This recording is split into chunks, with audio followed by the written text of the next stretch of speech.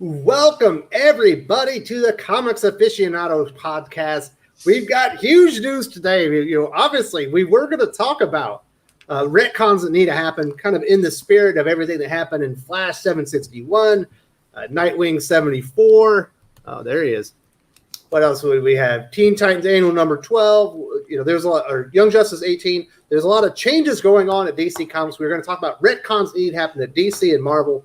But one of the rules was, I was going to say, we're not going to talk about Brian Michael Bendis' Superman. We all know we want to just retcon it all. But it turns out I cannot keep Brian Michael Bendis out of this conversation. We just learned yesterday that he is off the Superman titles. Woo-hoo. In December, he will have his last issue of Superman. He will have his last issue of Action Comics. I think we're all very happy about this. But I do want to send it over to Pele first. I know that you have a special place in your heart for Superman. It's something that you and your father have bonded over essentially your entire life.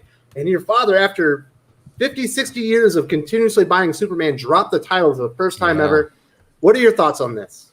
Oh, God, I was so happy. Oh, man. Ah! No, seriously, though, I was pretty happy about this. This is, how hard was it, just to get it through to DC that this was the right idea, and how many complaints they have to go through, how many losses, what kind of losses they had to go through in distribution and sales. It's taken this long. I mean, it's shocking to me, but I guess it just speaks more to how much influence the man has in comics, and just basically writing his own check, doing whatever he wanted to do. And, but the feedback has been tremendous. Just in the short period of time, people are excited again. They're looking forward to reading Superman again. So, told my dad about it. And he's really excited. He wants to get back on it again. We're going to kind of wait and see who's going to pick up the book. But I'm sure he'll get back on and start buying it again after this. But wow.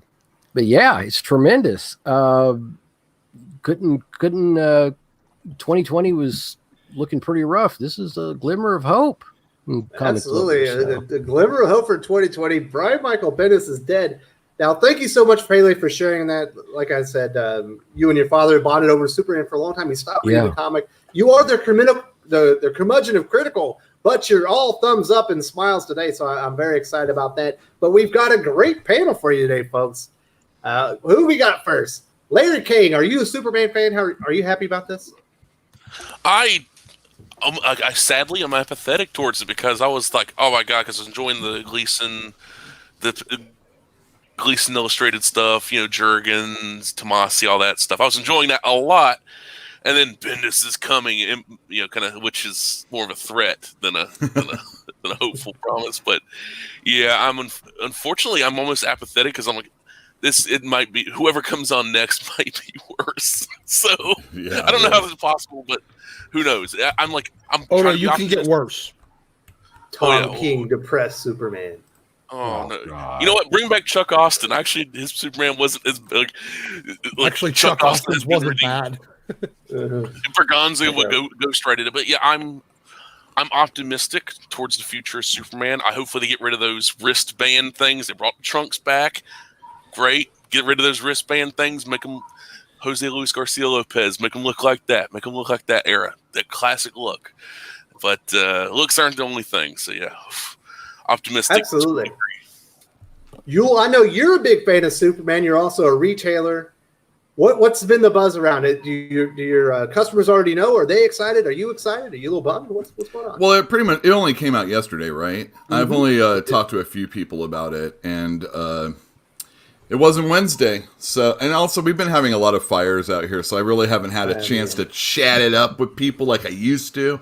It's funny, like every conversation I would have with someone as I'm like trying to show them comic books, if they know the people, it ultimately devolves into hating on Bendis at the store. Just me. They're like, oh no, you'll hate on Bendis again. I'm happy. Superman was good before him, and I agree him coming was a threat. And I have not been a fan of it. there was a few things that Bendis did that, like, you know, he kind of like he spotlights characters that you don't care about, and you're like, wow, these are really cool. But he doesn't do that for the main character, and I'm happy. There you go. Absolutely. Last but not least, he's late to the party, folks. Fatal J is deep in thought. How you doing, buddy? Hi. How are you guys doing this wonderful morning? Are you going to jump back on Superman once Bendis gets off of that series? Look here, you know, Superman is the leading man. He's the Michael Jackson of the Jackson 5 when it comes to DC Comics. You got to get Superman right, or everything else is gonna look crazy, man. So yeah, I'm ready. I'm hyped up. Give us some good stories. Put a good writer on the Superman book. Let's keep it going. I noticed this though. Since AT&T took over, they knocking people off these books, man, and I'm happy for it. I'm happy. Interestingly enough, one of the reasons that the Snyderverse did not work is because they had a shitty Superman. There you go. Yep. Okay. Watch yourself, West. Watch yourself. Because he wasn't. I'm sorry, I forgot. Fatal J might be Dim's conductor of the Save the Snyder Cut Because it wasn't Superman. bandwagon. That's it, Doc. Doc's right, because it wasn't Superman. It was now, a great Hyperion movie. BS. Superman can Henry Batman Cavill can be 66. Batman can also be Adam West, or Tim Burton, or the Batman who would put silver bullets, kill vampires, or the Batman I don't kill. You know, you can have multiple takes on it. Larry King, you exactly was, right. And Wes, I'll be real quick. If we're gonna go with who's Batman and who Superman is, then Batman should have been Adam West Batman. Let's just keep it like that. No, there was back when Michael Keaton was going to be Batman, and a lot of people were talking about it. Adam West spoke up and was like, "I should be Batman," and there was not one person in the comic store that agreed with him then. See, Henry that's Cavill made a great Superman. Henry Cavill made a great Superman. Pele, thank you so much. I love you. I love you, sir. The way that he was written was the problem. And the ideas behind some of his motivations were the problem. Superman doesn't kill people. He doesn't kill Zod. He does. He killed them in Pocket Universe with Kryptonite. And that's gotta stop you people. John Byrne killed off Zod with Superman. You know? Yeah, but he didn't snap his neck like that. Well, but we got a movie here, and showing someone die of poisoning isn't exciting. The only reason why he killed Zod is because that was the last option he had. He was about to kill a family. He could have just moved his head. Or told people, hey, you know that corner that you're stuck in? Go the other way. Yeah. Superman always finds a way. Yes. Always finds a way. Which is snapping a neck. It's got to be done. So you guys... it was a spectacular Hyperion movie. So you think it was just a terrible Superman? No, Superman is a man who. This is like the whole.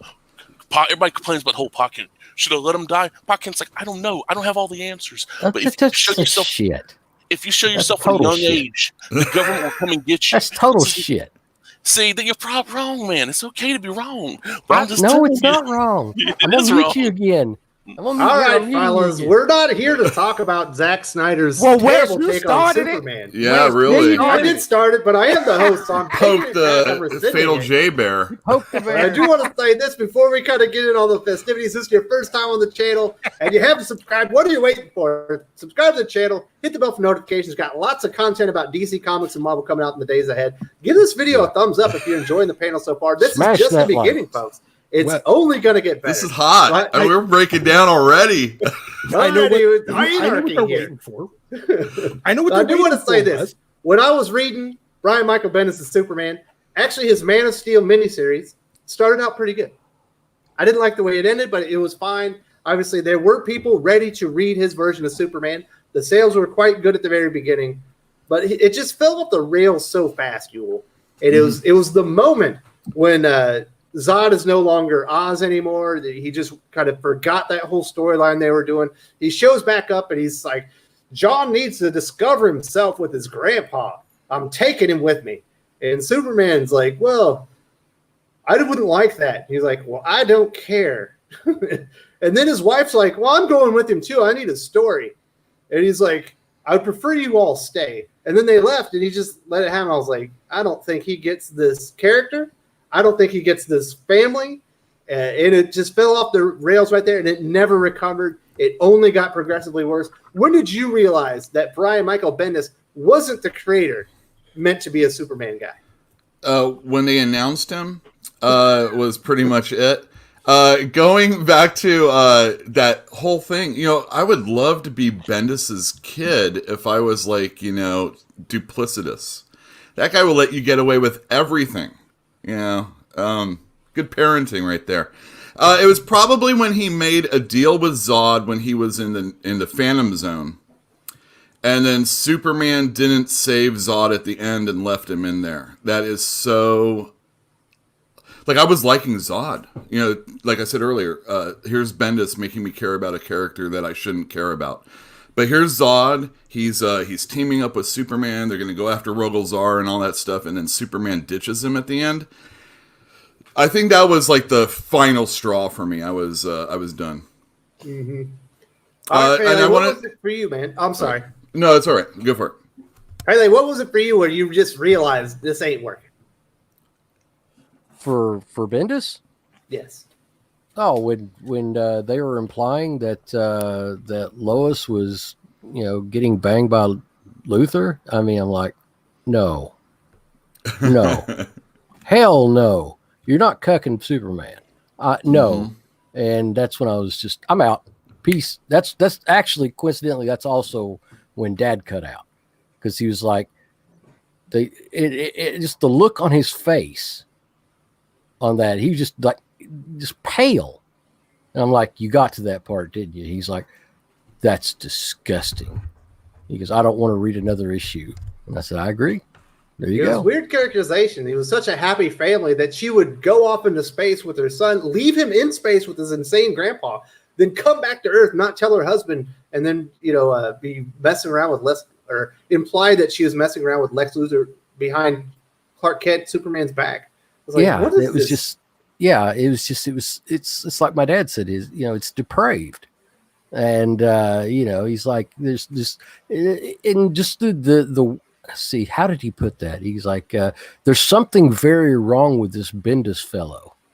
If that is what he thinks that Superman is like, that's what Superman's life is like. He goes, he has a lot of issues, and that was it. So, it's and it does seem to turn out that way a lot in a lot of these, Portland types, who write comics, that they think that that's how relationships work for them. And, it's just, no, it's messed up. It's Superman. You're not supposed to, this is Lois and Clark, they're like the married couple in comics. Their marriage is supposed to work to show everybody else that it can work. Trash other people's marriages. Leave them alone. Yeah, that's what. All right, Larry, is there one point? Oh, I'm sorry. Oh. I keep jumping the gun on you, Yule. My bad. Larry, was there one point when you were reading Superman or maybe peeking in on Superman when you're just like, nah, that's not right? I read that first issue of the Man of Steel book. I gave it a shot. I said, I'm going to give this maybe, because I know he battled, he had some health issues, this, that, whatever. Mm-hmm. I was like, okay, maybe he's changed. Maybe he's got better. I'm like, I've been wrong in the past, but it was just so mind-bogglingly wrong as far as character goes, as far as the world building goes. This was not like, it's like, hey, rebirth and rebuilding Superman, making him, all that was for nothing because Bendis is here and that's all been thrown out the window. It was just, I was done. I was like, I regret buying this, but at least I learned my lesson. So you made it through one whole issue. One issue, yeah. I shouldn't have, because of the last little story in the Action Comics 1000. When they're, oh my God, he's wearing trunks again. Why is he wearing trunks? I'm like, it's only a big deal because you make it a big deal. You are the god of that universe. Aquaman's stupid. He talks to fish. You don't ever have to bring that up. That you put the words in these people's mouths. It's like fans might bring it up, but fans also bring up other stuff too. It's like it doesn't matter. Larry, you just like me, bro. I can get halfway through a book and be like, "This is crap," and just throw the book away. Yep. I've done the same thing. I You did don't let that the for 12-year-old Not without read? redeeming that code first. Sorry. Have you ever got so mad at a book you ripped it to shreds? Yes. Yes. Yes, I have. I've not frequently, but yeah, I have. I've torn more than once. and ironically, it's mostly been Bendis, Mark Wade, and oh yeah, I can't stand Mark Wade either. Oh man, Oh, really? Crazy. Yeah, man, that Is dude. Jay still in the comments? He used to like light comics books on fire on his channel. Who? Chase from Gateway into Comics. He would have his grill out and he'd torch him and stuff. He doesn't do it anymore. I guess he calmed down. well, what's bad is I've done it where I pick one up off the shelf, off the rack. It's not mine; it's the shop's, and I'm like, what the? And I'll just get so mad, I'll wad it up or I rip it, and I'm like, oh, now I've got to buy it. Yeah. Now I've got to pay for it. Damn it! It's just. Well, Yeah. I got this question right here. When is the last time we've had that epic Superman arc, that Superman run?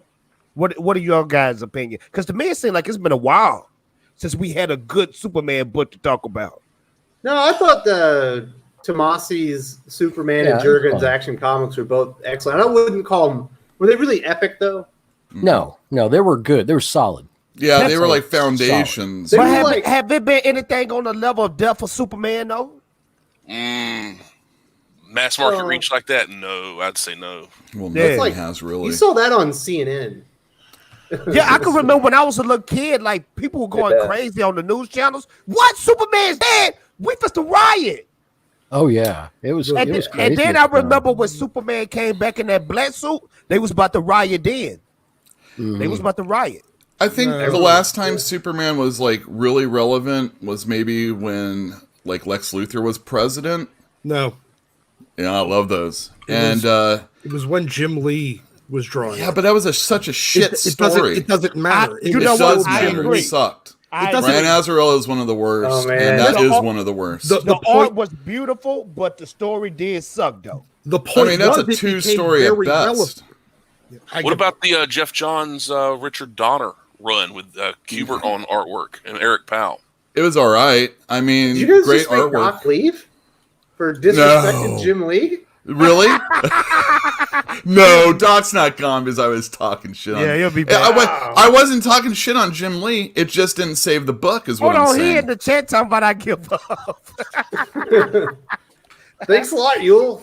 Come No, on, man. I've man. never. This What has did you never do, happened, Yule? has Loves it? Jim Lee. He was about to verbally fillet him in front of everybody. Look, man, it's a such thing as Jim Lee having bad stories attached to his comic. No, books. come Define back. right. Don't be that Define way. right. Define right. But didn't Jim Lee illustrate the All-Star Batman?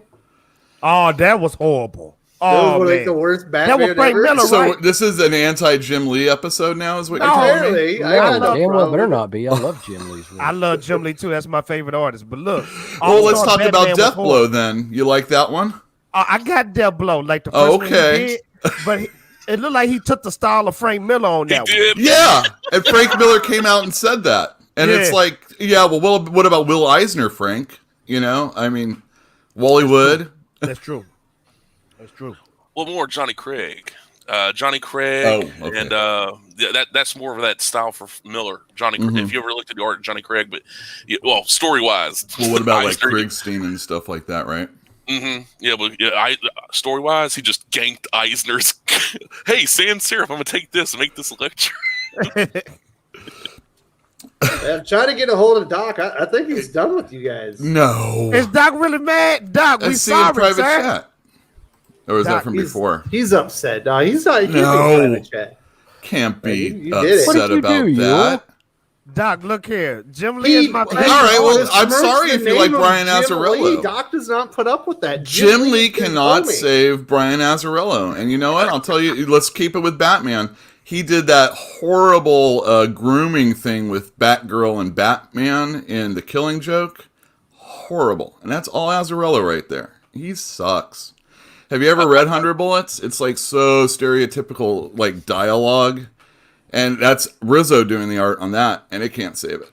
I love the Azarello Rizzo Batman Flashpoint, where it's Thomas Wayne. That one was good. That one was actually quite good. Martha's the Joker. Oh, that was like some Takashi Miike kind of deal. Reminded me of that. Mm-hmm. Here's a good one, Wes. I'm seeing somebody that I think is usually pretty accurate with their guesses. Robert Venditti possibly writing Superman. Well, he was writing that Superman 80-page giant original story that was being released on digital. Now, I would be absolutely happy. His Superman was cool. It was classic Superman takes. They were definitely more epic in scale than what Tomasi and Jurgens were doing, because Tomasi and Jurgens were doing more. They were bringing him down to earth. He's a father now. He's got to take care of his family. Obviously, they did go out and have adventures, but he was kind of going different with it.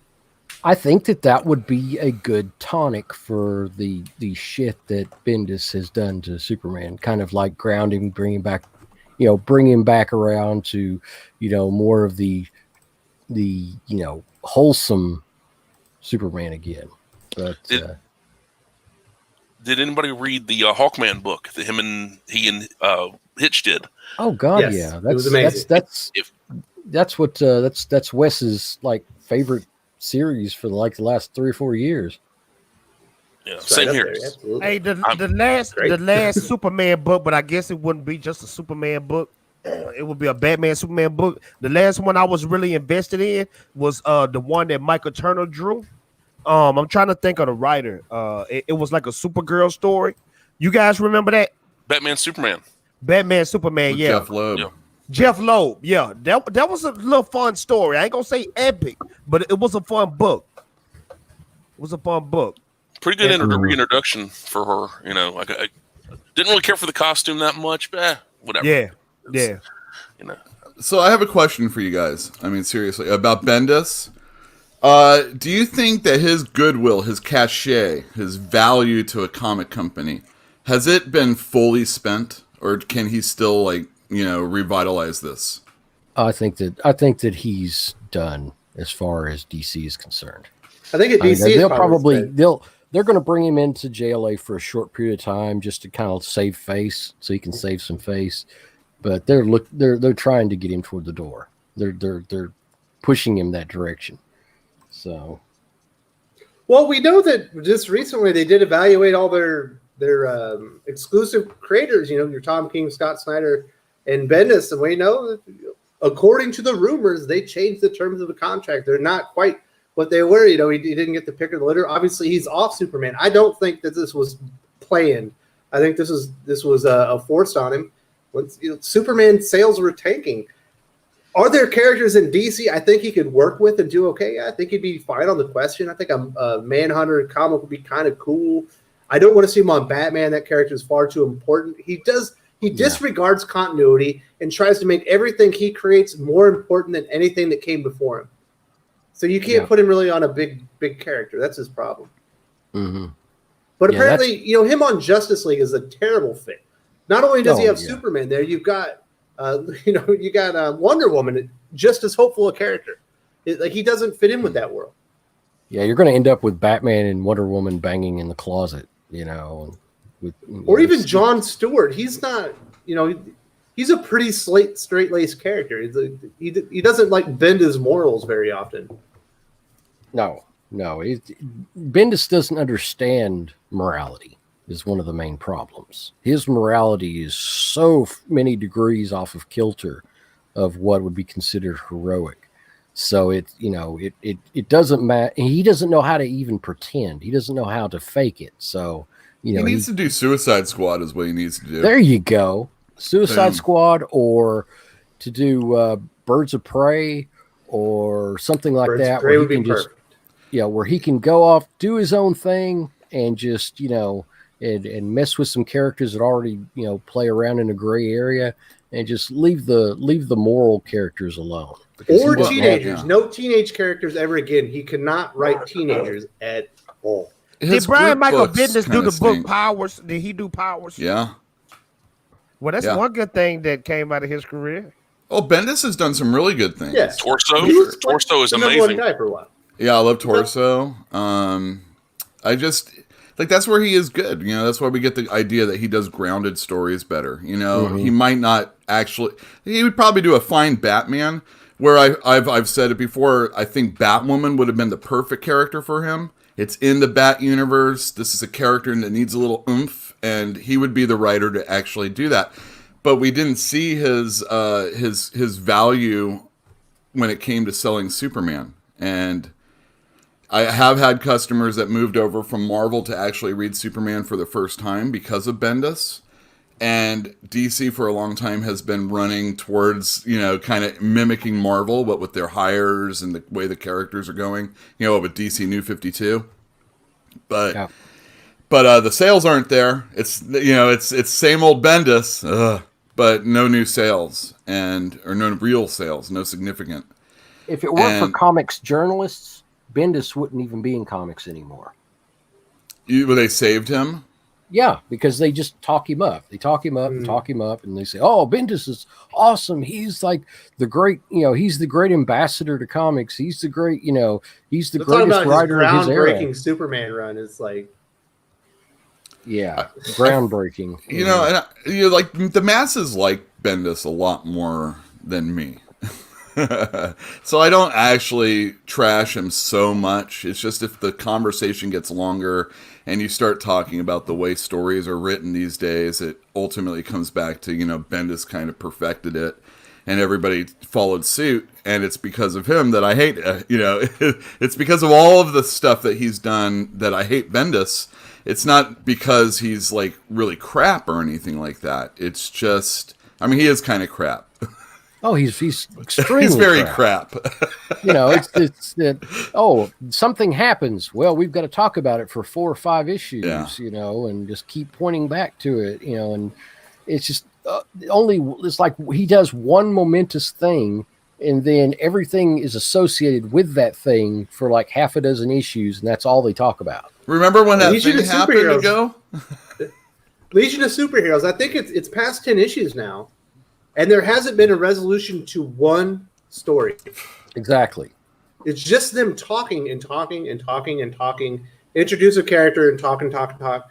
And it's like what am I supposed to do with this? Like, shouldn't this end and they go into an adventure or something instead of just discuss the predicament that they've gotten themselves in? That's what Leviathan was as well. It was the first 3 issues of that book were a recap of the 80-page special. Mm-hmm. That's true, and that's the way he writes. That's Bendis. You know, it's just narrative. It's not. I mean, it's not narrative. It's dialogue, constant dialogue, and it's like. God, and Leviathan should have been really right in his wheelhouse. You had a team of detectives with, you know, Batman, Lois Lane, Green Arrow, The Question. You had all these characters that he should have been able to work with, and they didn't do anything. They just sat there. Mm-hmm. Yeah, I think isn't he kind of like, well, I won't say entirely because that's there's several other writers that have done this as well, but you know, just sitting there eating, you know, there's like food around and they're talking. And who is it that else that did that?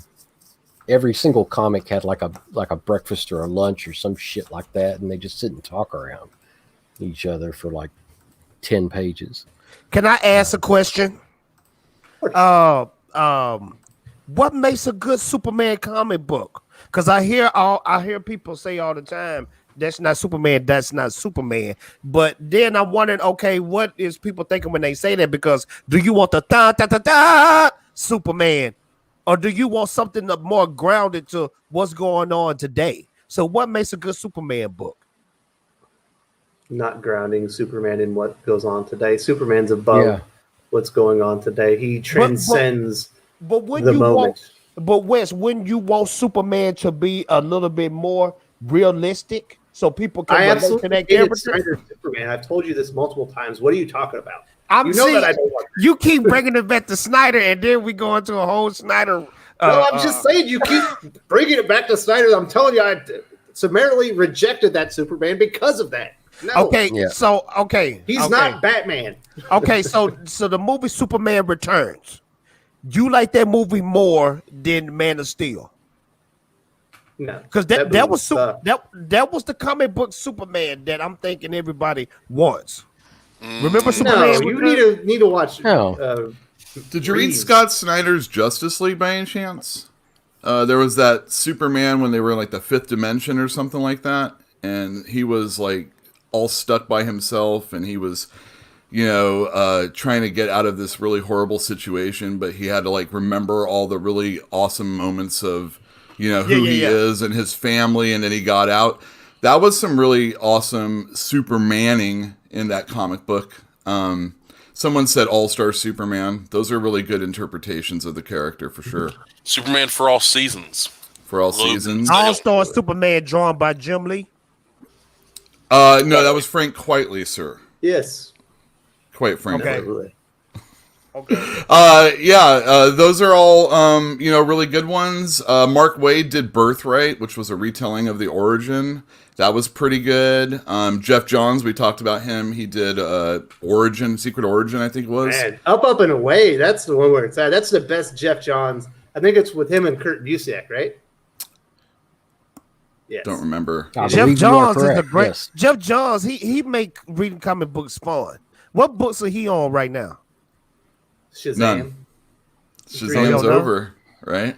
Oh, did it finish? I think it's just about finished, if not. Yeah, Okay. 3 It's Jokers. about to finish. That and 3 Jokers is what he's doing. It's gone, baby. Unfortunately, we need more Jeff Johns. We man. do need more Jeff Johns because sometimes when you read a comic book, it's like a chore. It's hard. It's work to read certain books. That shouldn't be like that for our average comic book reader. Let's have some It fun, is man. work.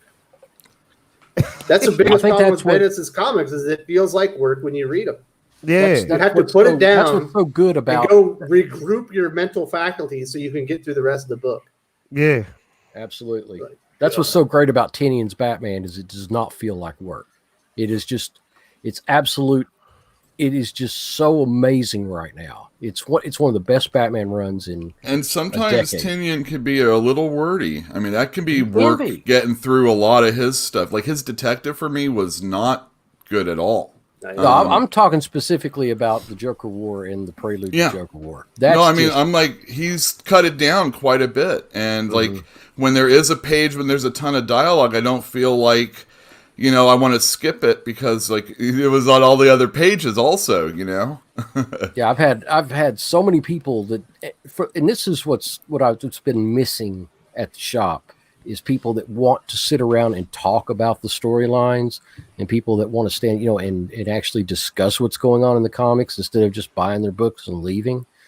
And because pre-pandemic, everybody wanted to sit around and talk about what's going on, and X-Men was like that when Hickman started with it. And we'd have those great conversations standing around and talking about the comic books themselves and the storylines. And now we've got that again with Tynion. And it's something that I've missed. And that whole sequence with Alfred in 98. Oh my God, it's just, that's finally the goodbye that everybody wanted.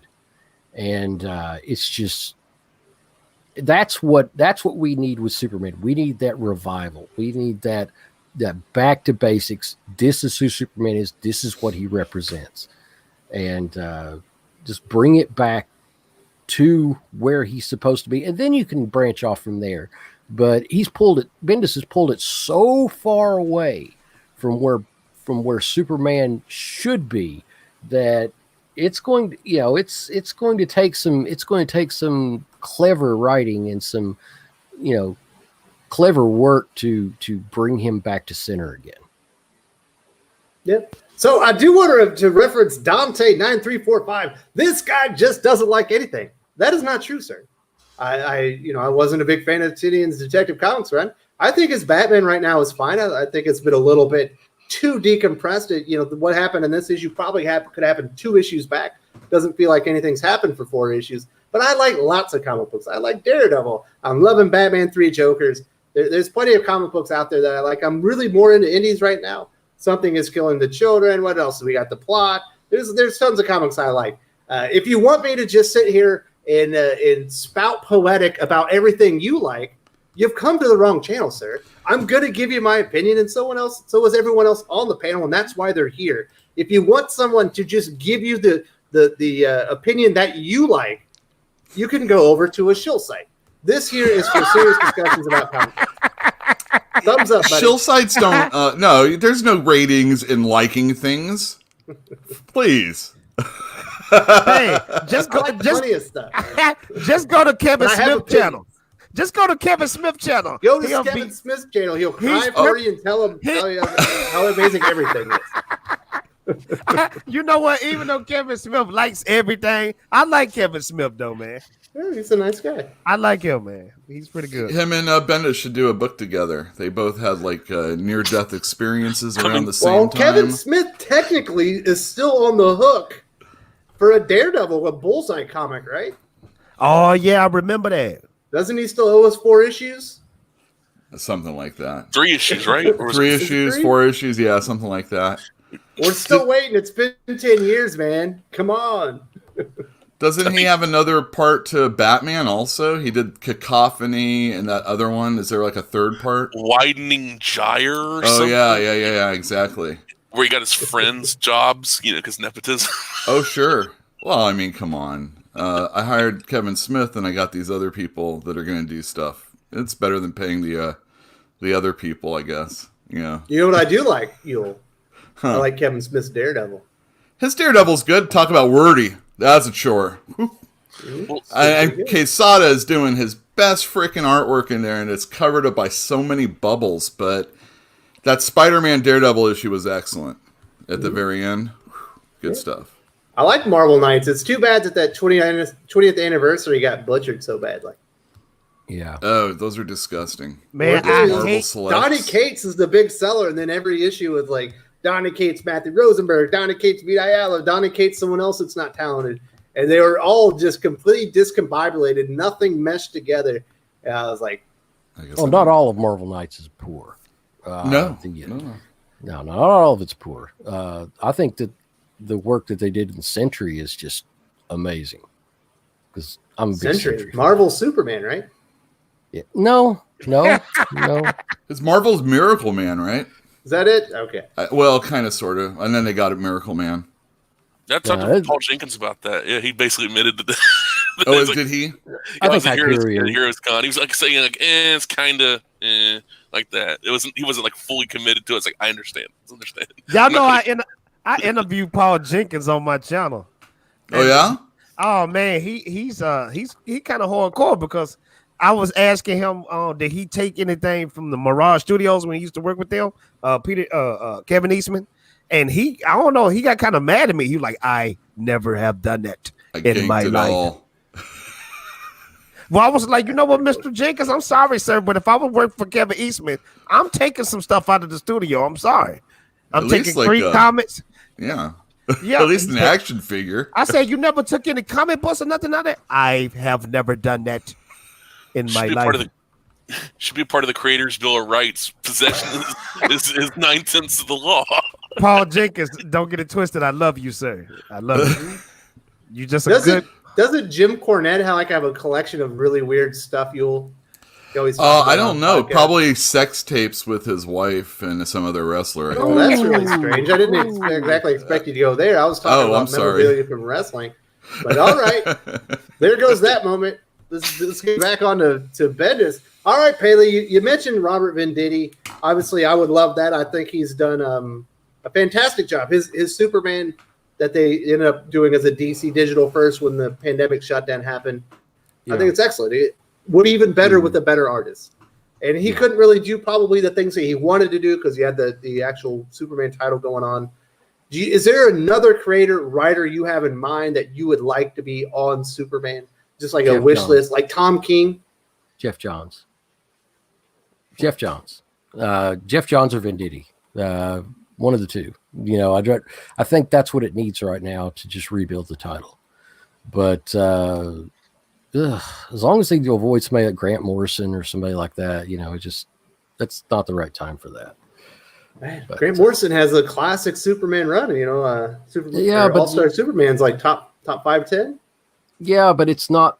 I don't think it's the right time because he's been messed with and just literally fucked with too much to just jump off into the deep end. You got to have somebody that can return him to where he needed to be. He needs to be rebuilt because he's been torn to pieces. And I think that there's very few writers out there that are really good at reconstructing a character after it's been deconstructed.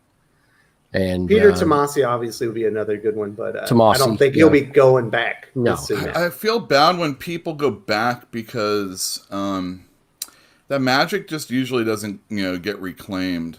And I fear that like Tomasi just is not the answer to this because he was, Rebirth was pretty hot when that stuff was going on, and he's wonderful. But I don't know if Superman's been ruined, but it was always slightly, it's not Batman in sales. I mean, it slots between Wonder Woman and Batman, and that's where Superman is. Oh, it's even below Flash and Green Lantern, and your Superman can't be lower than Flash. And I think that's kind of where we're at right now. For us, well, we hyped up Hawkman a lot, but Hawkman sold more than Superman at my shop. Wow.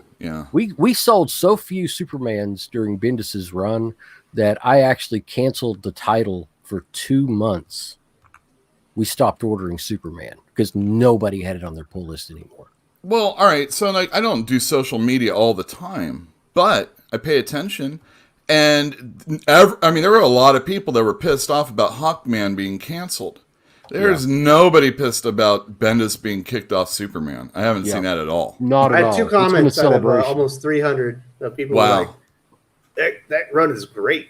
And that's fine, but that's not an avalanche of people dissenting, There are some people out there that the world, the sun rises and sets with Brian Michael Bendis writing a comic. And, it's like at Comic Tom's channel, his friend Ryan, Fire Guy Ryan, they can call him, is like the ultimate Bendis fan. Bendis can do no wrong for him. And even he was saying, it's probably time for him to move on to do something else. And, it's corn dog. It's just, it's one of those situations where even people that love Bendis are going, this isn't right anymore. That's a pancake on a sausage. Oh, I see. Oh, okay. Did you just roll it up and throw some maple syrup in there to seal it? No, I'm out of syrup and I'm mad right now because I'm super hungry. Man, I don't have any syrup. I'm eating pancake on a sausage on a pancake. This sucks. Man, you need the syrup to lubricate your throat for the.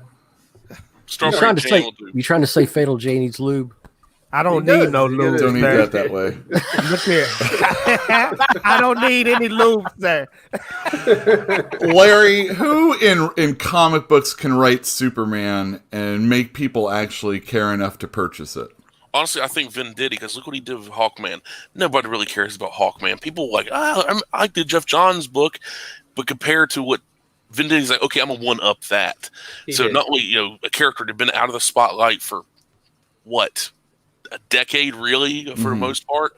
And he basically said, okay, the crazy, confusing Hawkman origins, I'm going to make them not only make sense, but make it Hawkman-centric without having to bring all these other DC heroes in, just a bunch of other Hawkmen from different, which is amazing. It's Hawkman of Krypton, the Hawkman of Rann, the Hawkman, and it was so much fun. And it was like, in my head, I was thinking Sunshine Superman, Golden Age Superman in my head, and then the whole idea of having Venditti come on with a top tier artist, maybe not Ivan Reis, but someone that just needs a top tier artist and needs a proper push, because that's one of the biggest issues. It seems like for Superman, DC seems to not to be pushed as much as because Batman this, Batman that. Well, I get it. It sells.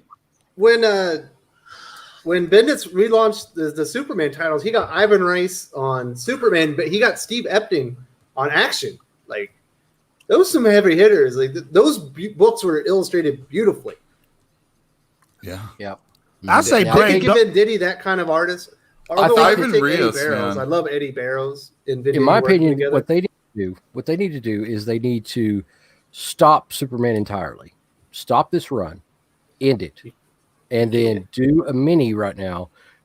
After Bendis's crap is over with, do a mini, have Alex Ross painted artwork with Robert Venditti writing a mini series to kind of bring it back to center. Now that would be a heavy hitter. Prestige format and just absolutely knock it out of the park as an exclamation point and saying we're turning the corner right now.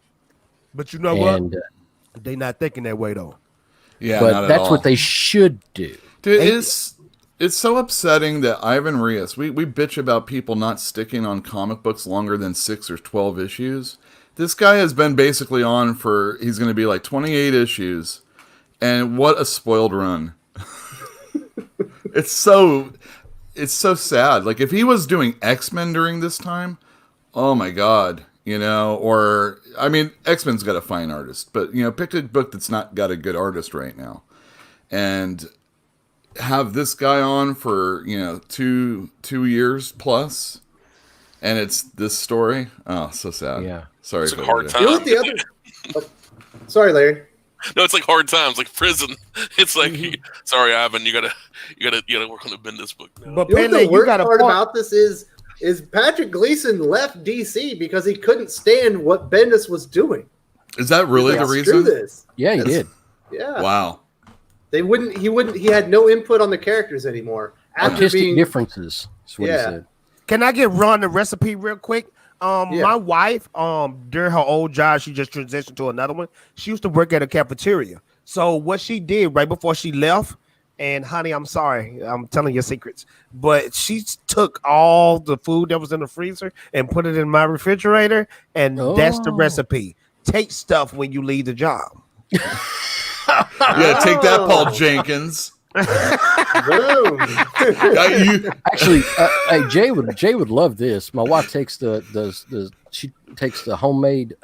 She does her own homemade roll sausage like that. Yeah, and the sausage links, and she will take those and she makes her own from scratch blueberry pancake batter. Oh my God! Makes those, and with maple syrup in the batter, and then with maple syrup and butter on the side. Oh my God, sir! You making that sound you making me hungry all over again, sir. All over again. He just wolfed down those other I'll take pieces. some pictures next time she makes them, and I'll send them to you. Oh man, you're just gonna have me in La La Land just staring at that wonderful meal right there. Jeez. All right, Louise. so Paul Bowler does bring up a very good point here, and I do think we have some information on this. Is Bendis still staying in DC after his Superman run-ins in December? Worried about what other characters he could mess up next. He is still, as far as I know, still going to be on Young Justice. As far as I know, he's still on Legion of Superheroes. I didn't see anything in those solicitations that made me think he was leaving those characters, so we should stay there. But I think you've heard this rumor as well, Pele, that he's going to be doing Justice League for at least a little bit to save face. Yeah, I think that we're going to see like a short run, and then we'll have like them. Oh, well, wonderful! Thank you, Bendis, for spending your time with us, and kiss his butt and everything like that, and then hand him a check and show him the door. So buy him out of the rest of his contract and show him the door. Because I just want to say something real quick though, Pele, you were spot on because I always thinking about. What do people mean by this is not Superman and who is Superman? But when you said Alex Ross, to me, that's like the epitome image of Superman to me. Kingdom Come, baby. Yeah, Kingdom Come. One of the best books known to man. Now, that's everybody knows I'm critical of Mark Waid, but I'll tell you what, Kingdom Come is legit. Yeah, it is. And they need to make that a movie because to me, that's like one of the top books that look like a movie instead of a comic book. Because it's Alex Ross.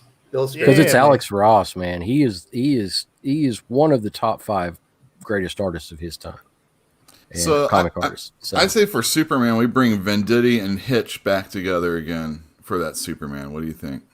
I like Hitch. So, of course, he's finishing up, I think, his Batman's Grave miniseries with Warren Ellis. I don't know. We seen anything from that? Is that going to be finished by then? Yeah, I think so. So we know that Venditti did say he left Justice League. He was supposed to have a run on Justice League, and he said, I have to leave this because I just got offered my dream project. I assumed he wasn't talking Superman because he was already working on Superman. The thoughts were that maybe it was Justice Society of America or something like that. Obviously, that is being introduced into his Hawkman right now. But I do hope it's Superman. I think Venditti on Superman and then another strong creator on the Action Comics. I don't want the same writer to have both of them again. Yeah. I don't think that worked out very well. If not mistaken, I do have an alternative for one of the two books, either Action or Superman. During Action Comics 1000, didn't Meltzer write a story for John Cassidy? Where Superman's flying through the city, he's like calculating everything. There's a guy's hostage situation, and he's got to stop it, like that kind of deal. I was like, I think a Meltzer, a top tier artist combination could work on a second book. But it would also be good is Chip Zdarsky's been flirting with DC. We see him in Detective Comics 1027. He's also got a story in Batman Black and White. No, I don't know, Larry. Do you think Zdarsky's going what it takes to write Superman? He certainly did a great job with Spider-Man after the first 4 or 5 issues. I don't know. That's a good question. Could Zdarsky do it? Yes. I think Zdarsky's done great. Yeah, but I don't want him to leave Marvel. So I was saying in chat that Zdarsky is wonderful, and he's also not being touched by like editorial stories and long, drawn out things that don't have anything to do with what he's doing. We did see when his Marvel basically staying alone. Right, exactly. And that's what is probably helping him.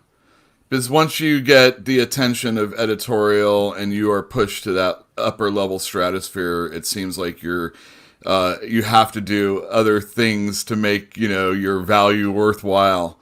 And Daredevil just isn't the way. And, unless, that's going to be the big event, I don't see that happening. But, so I think Zdarsky is good for those. He's got a talent for sure, but it helps when you aren't saddled with all that other crap. I think that a lot of you're talking about there. I think this is Mark Waid's time for the problem for Superman. I think the problem with that is that this lawsuit's not going to go well for him. From what I'm seeing, it being talked about, the current lawsuit he has filed against him by your boy Zach, and he's going to be comic books kryptonite for a while when he loses that suit. But he still runs Humanoids was willing to hire him on, and he's doing stuff over there. Yeah, right? But I don't think Marvel or DC will want to. Okay. And I think that he's going to be on the outside looking in for a while after that. Well, and he's also aging out to where he's earned it. Nobody cares. Frankly, about he's earned it. Old people. If it's found that he did what he said he did, that's inexcusable. So, yeah. Well, Mark Waid. I'm not gonna I don't have either a pitchfork or I don't know whatever you use to accept people. Axe to grind. I don't have that either. Hey man, Mark Waid's never been my favorite. There's some things that he's done that I like. He could probably actually come on. Pitch for Superman. He did, and that's been the one thing he's never been able to do, and I know that really gets to him. So if there's anybody at DC that doesn't like him, keep him off the book. But it might be good. He would not do a crummy Superman story, I don't think. I'm like everybody else. I want a Jeff Loeb Superman book. Jeff Loeb? He's done Superman, though. Superman for all seasons. Yeah, but I would want to see all that Lex Luthor stuff. I would want to see him do it again, though, because the way that he does books is just so refreshing and fun to read. I enjoy his whole body of work. I would like to see him back on the Superman book. It should have been him doing a Jim Lee story on Superman with it's there for tomorrow. It should have been because the cover. Remember the Batman cover where he's looking left, and then the Superman, they kind of Jim Lee did it looking right. It should have been Jeff Loeb writing that thing. He would have brought in Zod and Parasite and all the classic. It had basically been Batman's greatest hits from from Ronco.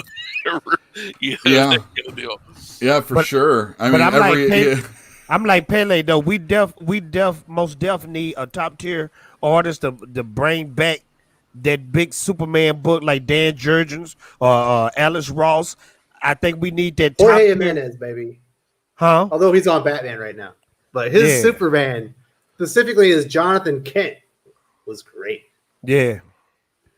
All right, so here's the last person we'll talk about before we get into some of these other retcons that should happen.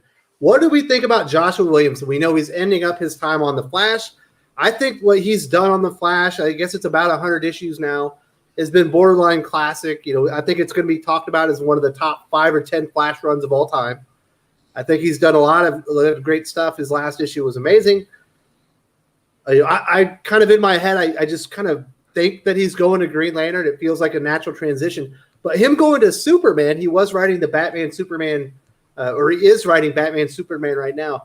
I think Joshua Williamson on Superman or Action would be a good choice as well. Would you object to that, you? No, Joshua Williamson's really good. What if he brings Howard Porter with it? I mean, Howard Porter's really upped his game in the last few years, but he's not my all-time favorite.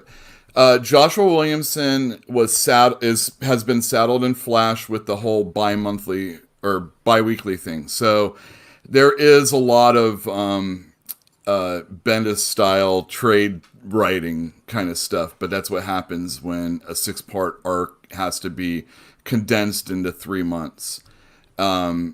So there have been problems with it, but overall his Flash is really great. If you're a speculator, there's been a ton of brand new characters created because he did the whole Strength Force and Slow Force and all that other junk. Force Quest. Strength That's why Force, I dropped the title Force for a while. Force.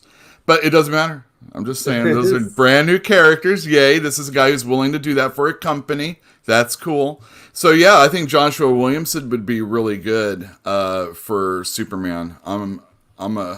I'm really down with that. And also, he did the last good Vertigo story I felt was a book called Deathbed.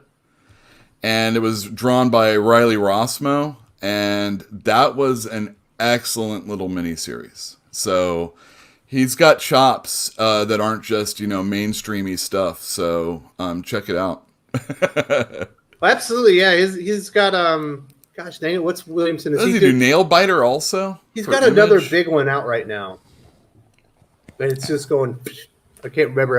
I wanted to say Ascender, but that's Jeff Lemire. It's another title that that Ash loves, and he's always trumpeting it.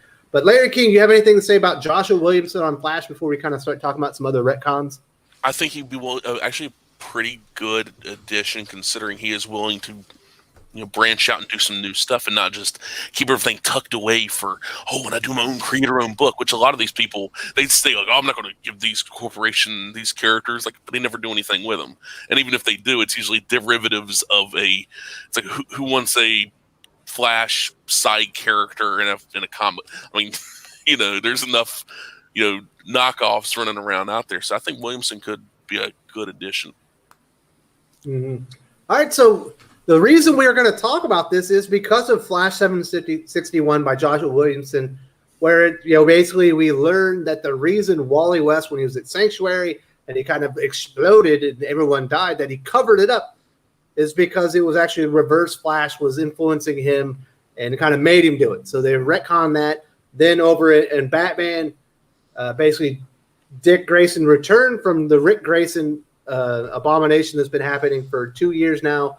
In Nightwing 74, in Young Justice 18, Tim Drake just all of a sudden decided not to be Drake anymore. He's back to being Robin. Really bad writing on Bendis' part, but we're not going to talk about that specifically. And also in Teen Titans, Damian Wayne gave up the Robin mantle, so I guess it's back over to Tim Drake. And it felt a lot of those felt like needed changes that needed to happen to move forward. Larry, is there one thing that just needs to be retconned out? I know a lot of people's minds it's going to be One More Day. Is it time to retcon One More Day, or do you think there's something else that's even more pressing? One that's bothered me since I first came across it, and this is many, many years ago, Bone Claws. I absolutely hate Bone Claws. as a concept, like the idea of Wolverine just being a guy that heals, and how can we make this guy even more deadly? Give him adamantium claws and mechanically moving adamantium claws in his forearms because he could survive the procedure. No, he's always had bone claws. And then, of course, the other thing I'd retcon, the origin, but that's a whole other story. The origin, oh my god. A sickly boy in a nightie. All right, so it was awesome reveal that he had bone claws, but it was so stupid. And, it really undid one of the best single Wolverine stories that has been, which was the Barry Windsor Smith origin. Weapon X? Yeah. Just, like 3 years prior, right? Yeah. I mean, but that was in Marvel Comics Presents, and it kind of got hid, but I think a lot of people knew about it anyway. And yeah, the bone claws was pretty stupid. But it was awesome seeing his adamantium getting ripped from his body, though. So I'm okay with that. I'll give it that, but it's one thing like, well, Wolverine has to have claws. Like, excuse me, katana.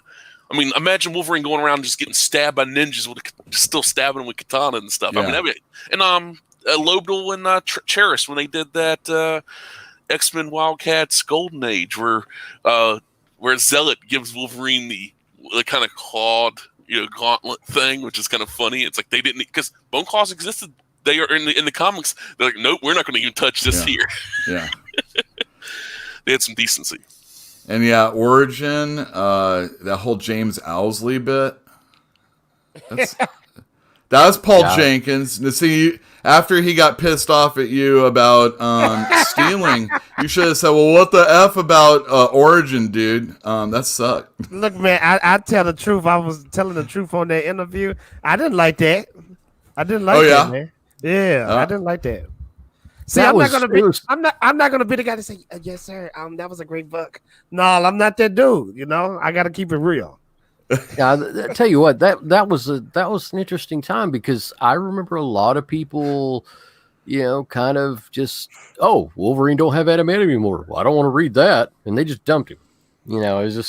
It was a lot of people dropped the book after, it was 2 times that actually the adamantium removed. But the first time that killed it. I mean, that was really drastic at that point. But I hadn't seen an mass exodus from a character ever to that extent before, so it was something. The blades just look better, man. The bones, I hate the bones. Ugh. Yeah, then they brought it in the movie. In the movie they did that, and I was like, "What? God, no!" Yeah, it looked bad in the movie. It looked horrible. Yeah, it was awful. That was the part of the reason why everybody hated that movie, was the freaking bone claws. Jeez Louise. So, Pele, what's your retcon that you're not as into? Well, what retcon am I not into? Yeah. Well, I'm just moving on. One more day, of course. Idea. This is terrible. It's one more day. Just put me off Spider-Man. One more day was pretty bad. It literally. That's like I stopped reading the book. Retcons. Oh my goodness. I stopped reading the book. That's another one of those issues that people are like, what issue did you rip up? That's another one. I just like, that was pretty bad. That was so for anybody that doesn't know, Aunt May was dying or died. Yeah. And Peter Parker made a deal with Mephisto to retcon his marriage, and everybody that knew that he was Peter Parker was Spider-Man because of Civil War and all that stuff. And it's like, it's gone.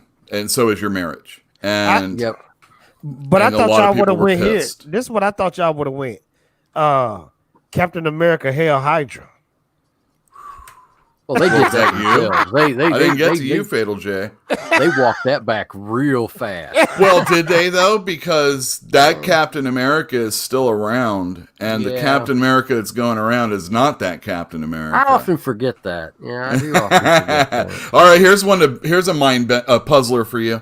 The Superman that we've been bitching about is not the Superman from this universe. That was the guy that wore jeans, and Grant Morrison wrote back then in New 52.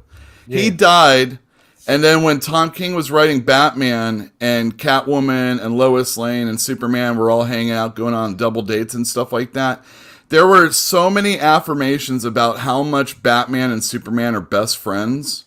That's not the Superman, dude. That's not Superman. That's not the same freaking Superman. It hasn't been retconned. They haven't figured it out. This guy just slid right on in. That dude, that Superman that's your friend, Batman, he banged Wonder Woman. That's who he was involved with. He was not involved with Lois Lane. So shame on you, DC editorial. Yeah, that's kind of an odd way to look at certain things. I think that it goes back to the same thing we were talking about earlier, that a lot of the writers aren't even aware of the history of the characters they're writing. They've got a general idea, exactly. But, they don't keep up, as they should. But that's why movies and TV shows are so bad too, Pele, because they have a concept of it, but they're not hardcore fans of the characters. Yeah, I think that the whole thing, Doomsday Clock, was supposed to fix everything, basically. And what do you guys think about that? Was that a good run for you guys? Awesome! I love Doomsday Clock. I loved it too. I tore the first issue. I tore the first issue after I read it. Threw it in that was yours? Oh no! That was one of many. But I'm just saying that's the last one I tore up and threw in the trash. I was like, "This is terrible! Like, how dare they?" It's like I enjoyed it. I loved it. It was a great series. Are you a Alan Moore defender, Larry? To a degree. Yeah. You think he's being done raw? Well, I mean, it's done. I mean, ain't nothing to. Well, every time they come back and do something, it's like this Rorschach thing. Funny that Tom King's getting all pissy about Jay Lee when you're the one that's doing an Alan Moore thing, and he's been fucked over for 20 years or something. What they've done. So funny enough, what they've done to Watchmen is no different than Katie Vick. Besmirched the name of Dr. Manhattan in Larry's presence on social media, and he blasted me and wouldn't talk to me for a few months. Oh, really? Ooh. I said I thought Dr. Manhattan was the villain in Watchmen because he had the power to help people, and he turned his back on humanity. Of course he was the villain. You don't understand what Dr. Manhattan's going through, and he got all mad at me. I said it was apathetic because once you become a god, little god got his feelings hurt. Oh, come on! It's not the feelings part; it's the apathy part because he's above humanity. And that apathy, it's one of those things. Can you be a villain if you're just aloof? I mean, he literally thought of humans as insects. And it's I do too. And I'm one of us. So amazing because he is a god among men, and he still loves humanity. Well, that I agree, and that's the beautiful thing. See, that's when people don't get Superman. That's what they're not getting. They don't realize, he can do anything, is what they'll say. Oh, he's boring. You have to have someone that can destroy an entire world to fight him. No, man, you don't. Nope. And I was one of the people that did not like Mary Jane and Spider-Man hooking up. But I was actually really enthused with all the stories that came after Lois Lane and Superman got married. During those Jeff Loeb, Joe Kelly years and stuff like that. Those were some really, really well done stories where they were a team as reporters and a team as a married couple, and there was not one person that was over another in that situation. Maybe in the newspaper room, but those were really, really fantastic issues, all during that time, and getting rid of it that was a bad move. So funny that you mentioned Mary Jane Spider-Man. Obviously, like I said initially, a lot of people point to One More Day, that it needs to go away. But there's another story out there where basically Peter Parker gets made to look like a fool because it turns out the revelation is that Gwen Stacy was cheating on him behind his back with Norman Osborn. She gave him a pity one. This was the worst. A pity one or two. And she had some kids from him? Yeah. Give me a break. So that's in issue 120, when they're in Canada. I can't remember. There is an issue, and JMS is one of the worst. I'm sorry, guys. I'm going to say this right now. He's done some okay comic books, but he's had a bad Superman with Grounded, and that stuff where Gwen Stacy. I mean, he's a retcon kind of guy. I'm going to make you an Ezekiel character, and you're part of a spider mythology, and all your villains are monsters within this mythology. You talking about Straczynski? Straczynski, yeah. Oh man, I'm not gonna lie. I love his stuff. That's fine. There's nothing wrong with that. I'm going to tell you why you're wrong, but well, he did a comic book I love, man. I really love this book. It's called Rising Stars. It was Top Cow. First year good. Top Cow. Everything else bad. Great. You can watch that Heroes program, and from what I understand, it's the same thing, and they fall off in the same part where JMS does too. He gives up on everything. Rising Stars is the only thing I read, so he might suck and everything else, but I really love that book, man. I really feel bad, now I feel bad shitting on someone, but no, his Spider-Man, yeah, it was not good. And then that Gwen Stacy story, supposedly One More Day wasn't his fault. That was a big old, mandate from editorial, Joe Quesada. Actually, if you want to, what you would love, this is no joke, what you would love, the best written, probably my favorite 70s Spider-Man story is not even an English Spider-Man. It's not even available for sale in English, and it's the Mexican Spider-Man comics from the 1970s where Peter Parker marries Gwen Stacy, and those stories are legit. They are good. And it surprises most people because apparently the Mexican fans loved her so much that they just when she was killed off, and of course in the American books, that they just couldn't do it. The backlash would have been so extreme that they would have had riots. She just had a slight neck injury when he webbed her by the boot. She was it just never happened. I see. She was never involved in the fight with. What, they never got to see that Green Goblin story? They never got to see her in that story, but yeah, they ended up some other married. Poor girl. But I'll tell you what, those 50 or so issues are the best run of Spider-Man in the Bronze Age. I want to read those. I do want to read them in English, and I do want color. Yeah. And I do want it in a book. Please, Marvel. Get to work. It's already been done for you. I can't understand why they haven't done it yet. La Superintendente la Hombre Araña. Yeah. But so kind of getting back to some retcons, Larry, you mentioned Bone Claws for Wolverine. Yeah. I just think that entire Wolverine origin story needs to be wiped off the face of the planet. He was more compelling character when there was no information there, but then making him like some hoity-toity, high society wimp as a kid, I hate it. Anna Green Gables or what is it? Secret Garden Wolverine. Yeah, I'm not a fan of that. He's playing with the poor people. He's one of us. It's just I like the idea of these characters can have a campfire tale of Wolverine. I heard he's like a caveman that's been around for. I've heard he's this or that. Whatever.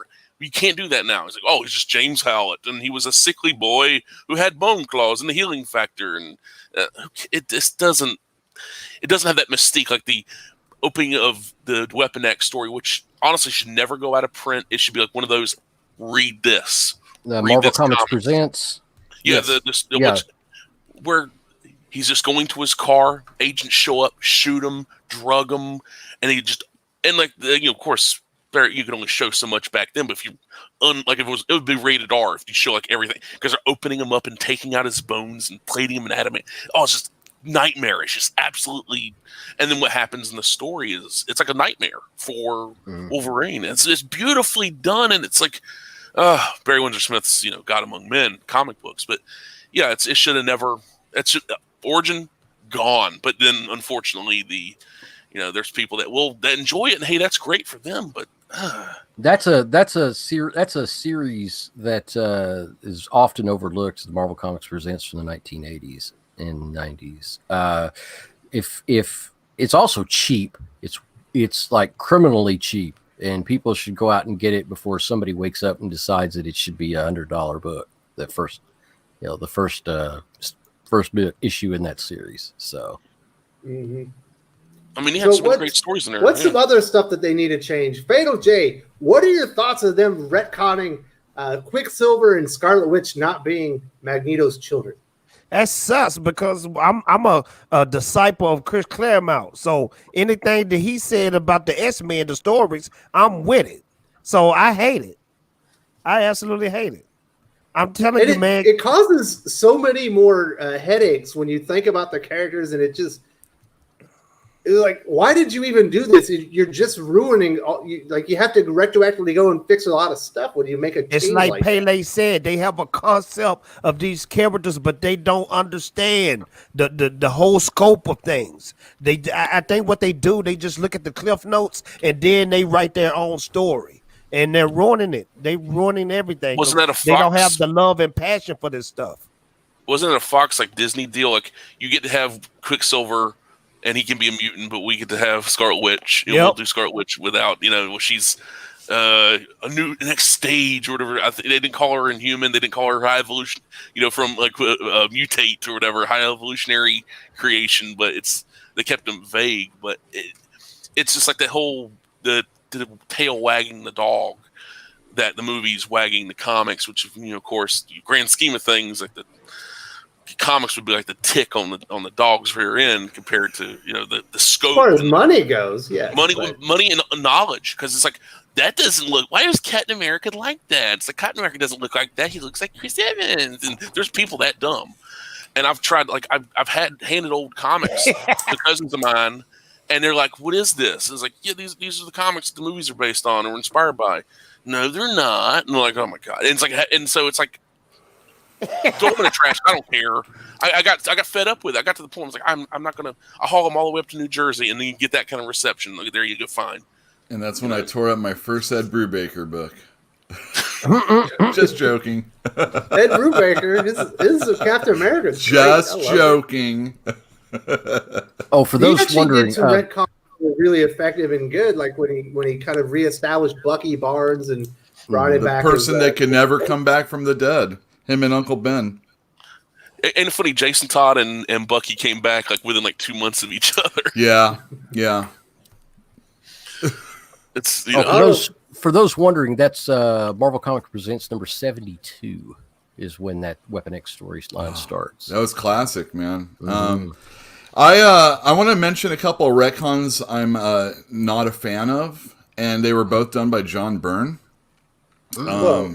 Sacrilege? Well, I mean, if I can link it to Brian Michael Bendis, he stopped Superman and they restarted it, and they'd started it with a Man of Steel miniseries that came out weekly or bi-weekly, and then Bendis did the same thing.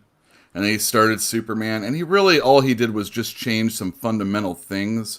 There was nothing really different about it. So it was not the most egregious thing that ever happened when John Byrne went over to Superman. It is the fact that he had the story stop and renumber, and now we're seeing all that happening all the time. Hey, this person's coming on the book, and he or she is special. Let's restart it, new number one. And I think that's a problem with comics these days. There's no longevity, nothing you can really, come back to as a long-term fan. And he also did Spider-Man Chapter 1. And these are my favorite superheroes. And Spider-Man Chapter 1 is shit. It was not Peter Parker's fault that, Ben dies. And it felt very much like a Jeff Loeb story where it was a villain of the week kind of thing. And his art also wasn't as up to snuff as it had been in the early days. So Spider-Man Chapter 1, it was Chapter 1, not Year 1. Chapter 1 and Superman Man of Steel, mostly because of the restarting of series all the time. John Byrne gets some ire. Man of Steel, I kind of was redefined Superman. Like you could actually see why Lois Lane would find him attractive. He wasn't just some pencil neck geek. But I couldn't see why he would find Lois Lane attractive. She was a straight up bitch. She was absolutely not cool at all. And, she was a shrew.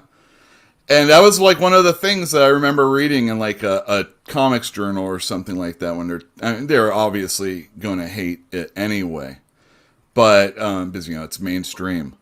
But I thought a lot of the things that he did with Superman was just like minor changes. Like, oh, my clothes can get ripped if it's not like 3 inches away from me. Oh, my cape. That's why my cape gets shredded. And then he just had to go along and just kind of like reestablish things that we already knew, just that were different. Like, oh, I've got one of my parents or both of my parents are alive. Or right. Stuff like it really wasn't all that. And it has created a fundamental change in comics that is not necessarily a good thing. Absolutely. Rant over.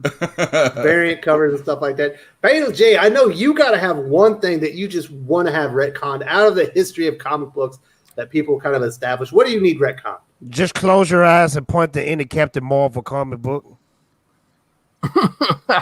You just want Carol Danvers to go back to being Miss Marvel. I don't like Carol Danvers. I like Monica Rambeau. Oh yeah, hey man, here we go. Yeah. What about Marvel? Yeah, Marvel too. She's cool. I like her too. No. She's Marvel now. About the male but before Marvel, it was Hold on, Marvel. see now I'm confused because it's all that crap is mixed together now. Okay. Oh, she's Carol is her name. That's what it is. It used to be a Captain Marvel where it was a black chick with an afro. Who was her? That's Monica. That's Monica. We call her Photon, right? Marvel. She's Spectrum now. He died, and then you had a Captain Marvel who used to always be in the X-Men storylines with Rogue. No, that was Ms. Marvel. Well, okay, see, I like Ms. Marvel and I like Monica Rambeau, but I don't like the new Captain Marvel, the manufactured Captain Marvel that Marvel is trying to put in our lives, spoon feed us with this Captain Marvel. I don't know if you know this, but that's the most powerful hero in the entire universe. No, it's not. They're jamming that down our throat like a pancake wrapped around a sausage. With no syrup. How am I supposed to swallow this with no syrup, sir? That's the problem with Carol Danvers. There's just no syrup, man. She's not sweet enough. They tried to make this character so cool, and nobody is buying. Don't nobody want those books. Yep. Nope. Period, point blank. So get rid of Carol Danvers. Bring back the old Captain Marvel's Ms. Marvel. That's what I want. Yep. Hallelujah. Well, I mean, she is. She's just not called that. She's been around in like Ultimates 2. Those were pretty good actually for her. Yeah, it's crazy. How many times does Carol Danvers have to be fixed and then broken again? Like, does Chris Claremont need to come back again and save the character? Dude, that was the only time she was important, is any time she was broken. And really the only other time she's been broken is just copying Tony's, alcoholism. So it's like, even on the same team, she's doing the same thing as like somebody else. Larry, should they go back and retcon out the fact that Carol Danvers was seduced by her son or whatever? That's what I was about to say. That was like that to me. Alcoholism is that would lead to any kind of addiction, or somebody to drown out the idea. All right, well, that would be fine. I'm down with that. That's a good, cause and effect of something. Impregnated by an alien being and giving birth that witnessed it, that they would actually kind of go along with it. They were happy for her, and then after I love what Claremont did. It's like he called them all out, and then there was an issue later after the whole when Monica becomes Captain Marvel, where Monica's like, oh, and then Carol's like, how dare you call? Didn't you know? That the original Captain Marvel dies. Like, she's like, I don't know. It's like I just took the name. It's like, and then like the thing is like, Carol, you need to calm down. It was great stuff. But I think that they should, as far as this whole. The push, retcon that, bring up the Brian Reed stuff that was Louis LaRosa, I believe, was doing the art, or Angel Medina, one of them, doing the art.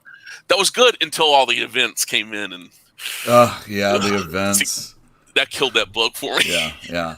That's a look, and that's the thing that Marvel does probably more than anybody. More than DC. They'll have a character like Ms. Marvel. It was selling. I'm talking about Kamala Khan for those of you at home. Koala Khan. Yeah. She was selling very well in my store. And it was high numbers, and it was continuing on down the line. And then there was Secret Wars, I think, is the first one that screwed up. They turned her into the ultimate villain. Well, that was Civil War too. Oh, so yeah, that's right. One of them got canceled at the end of Secret Wars and then started up again. That's the first thing you do to screw up some new fan. You're trying to get new people in. Don't do that. Have their first 5 years, this new character that's going to get all these new people in, have them do a tour through the Marvel Universe in their own book. Don't have them do some big event that's going to force somebody that's only buying this one comic book to have to go and buy 30 other comic books. They don't want to do that. They're not ready for that Marvel. And they did that with Ms. Marvel. It hurt it for sure. Yeah. Yeah, people forget that character was actually quite popular upon release and had some traction. Marvel ruins everything. That book still sells. That series from the 70s still sells. I think they did 25 issues or whatever. Oh, well, yeah. Because the lurid cover shots where she has half of her costume ripped off and stuff like that. Yeah. But no, the stories are actually really good. And great art inside by people that aren't with us anymore either. A lot of Dave Cockrum. It's we got another suggestion from Ra Henry. He wants to retcon Hank Pym hitting Wasp. No way. Lean into that. That's what I say. Lean into it. Stop. With closed fist. He didn't even do it with a closed fist. Exactly. You want to see a brutal look at the Ultimates because they leaned into it, right? That is so weird. Mark Miller, when he goes too far, he goes way too far. That one... No, like Wasp is laying eggs in their She's bed a stinking together. Mutie. That's what she gets. And he's mad at her, so he's spraying her with bug spray and trying to kill her.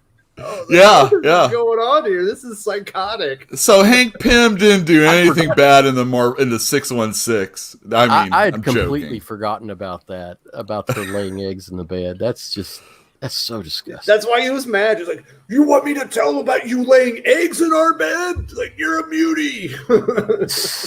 Look, Hank Pym, I'm gonna forgive me if I'm wrong. He was a person that was having a split personality type thing, where he was Yellow Jacket and Ant-Man or something like that. Giant Man. Yeah, and he was a jerk, and he wasn't in full control of himself, and he hits the Wasp.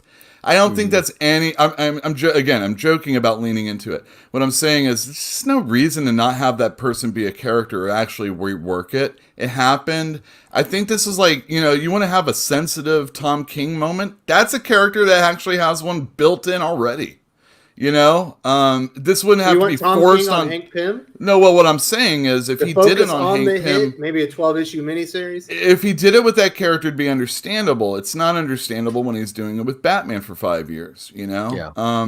There are characters that have. And is that a retcon? No, that's not a retcon. That is a continuing of something that someone did. It's building on the character, and I think we don't have to have that lame Ant-Man out there. Instead of Hank Pym. Pym particles. Come on, baby. Pym particles are essential to everything in Marvel Universe. Exactly. That and freaking Unstable Molecules, which was a great miniseries, by the way. Check that out. Yeah. It's just like a get out of jail free card. Those unstable molecules, there's nothing we can do about it. Well, I don't know how you put them in a suit, Reed, but good job. You know what's also weird is they'll never take this one out because it was pretty popular, but Jonathan Hickman's Illuminati. But it's Reed Richards. No, that was that. I tell you what, there are parts of that I really, really enjoy. Okay, but I'm going to tell you the part that's weird is the fact that every issue there's destroying planets of innocent people with a trillion people on them there and just wiping them out. They're going to die anyway. Well, They like were gonna I don't die say anyway. trillions, like billions, yeah. But The amount you know, of you don't know how populated those were. Those are other versions of Earth. you can't put 1 trillion people on Earth. You don't know how high up they built. You could. You know what they need to retcon? Hey, remember you use PIM particles to shrink them down. There you go. It's like Rob Exactly. said. It's like Rob said on his channel. You run into the situation where one of your worlds, either both of your worlds are going to die, and there's nothing you can do about it, or one of the worlds is going to die. So you have It's not to very choose. heroic to murder that many people. I didn't say it was heroic, but sometimes you have to make a decision like that. And we saw Captain America And make you're that upset about decision. Superman incinerate or breaking one dude's neck. Because that's not Superman. Because that's not Superman doing it. But I could see the people involved. Well, I could see Reed Richards doing it. Exactly, and that's how I can't see Captain America going along. But he with didn't it. go That's along why with that Cap- in the end. and They that's had why to- That's why Cap walked away. They had to wipe his mind. Black Yeah. Panther Oh my went god, I along with love it. that stuff so Beast. much. And then as T'Challa much walked as away. people don't like Avengers versus X-Men, you have that moment in New Avengers where T'Challa's talking to all his people, and they're like, "Why are you still working with Namor? Yep. He killed he flooded your land." Yep. And, he did it just for oh my spite. god, that was so powerful. It's so good. That's the best T'Challa.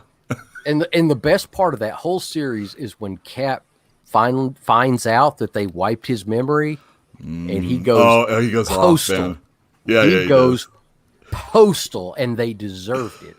Now, what I'm saying is they had to do what they had to do, but at the same time, there's a cost for it, and they paid the price for it.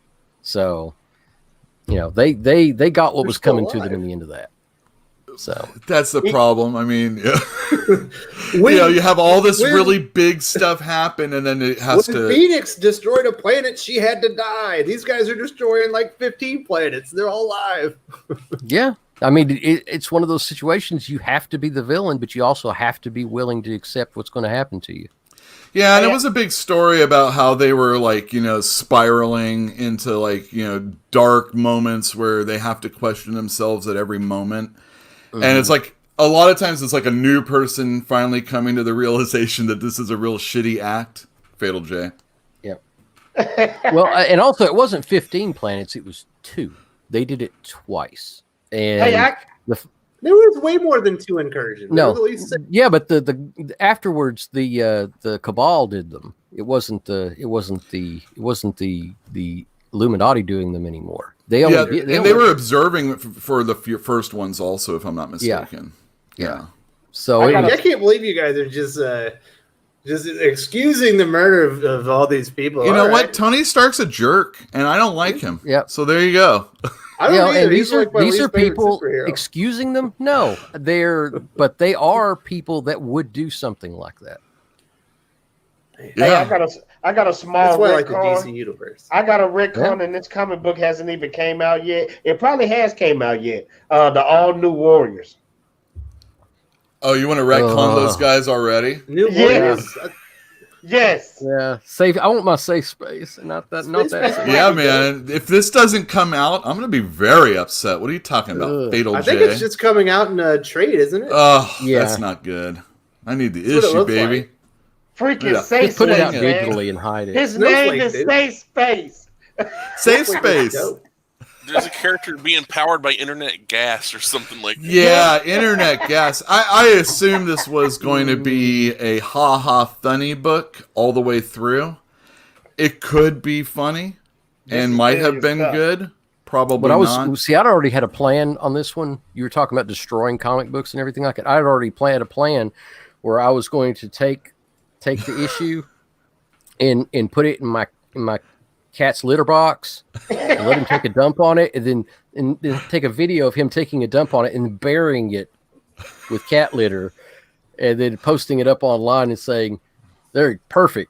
Perfect. If you could send me the footage, I'll put it on YouTube. I think it'll be a hit. But It's a great video. Now, to my comic book shop owners, who is going to buy All New Warriors? Larry, Everybody. Larry bought like Larry 500 would, copies yeah. before they, he'd already ordered them before they canceled. I probably would keep that possibly under 10 copies purchased unless they did something like a 1 in 15, Yeah. and then I might want to spend extra money. Yeah, I mean, I still had it ordered, but I think I ordered like 5 copies. Yeah. Yeah, I mean, yeah, I definitely know there would be some people. First off, I got a guy that just buys anything from the main 2. So, you got people like that, and it really won't matter. And then I have some customers that might actually dig it. And then there's a couple customers that are probably going to buy it out of like spite or speculation. That's definitely a speculation. You got to cover on the channel, man. Goddess mode, the goddess mode reaction. I sold a whole bunch of goddess mode #1s because people just wanted to destroy it. So, I'm going to start promoting. What do you think about Tevia's suggestion for a retcon here?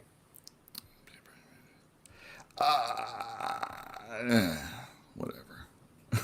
I got to admit, that was probably a time when I wasn't really reading Spider-Man so much when they had that kid time. So I don't really have an idea. I don't know. I mean, I've never Sorry, really Tevye, Yule doesn't care about that story. I don't like Ben Riley. I don't like Ben Riley anyway. So it's just it was no. Absolutely. Look, come on. This is when I really got out of reading Spider-Man. This was, when people take breaks from things or you take breaks from your mainstream comic books. It was probably around the time right after The Shrieking. And that was, I think Michelini was still doing the writing and Mark Bagley was on the book and I was done. And I didn't come on until after Burns started up the new series. And a good thing they did because, I was bagging on Byrne for doing chapter 1, but it also got me back into Spider-Man, and I've been reading since. But, that little point in time, that 5 years or whatever it is. I was say little. That's like one of the longest story arcs in the history of Well, it's a long story arc. I mean... for DC. Absolute... or what Maximum Carnage. Yeah, I've never read that. I won't read that. I won't.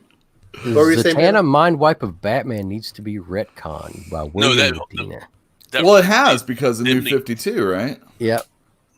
What happened to Sue was in that right there is like, let's make comics mature, but not in such the wrong way. That what they did to Sue Dibney, and for that little bit of a payoff, that whole thing. Dude.